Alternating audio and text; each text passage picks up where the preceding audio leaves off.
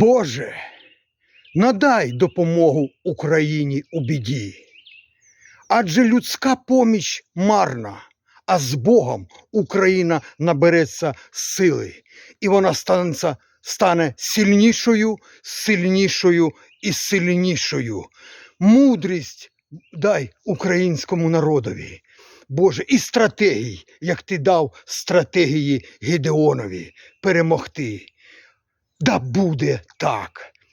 Вона буде становитись, проходя всі долини, сильнішою, сильнішою і сильнішою. Да буде так.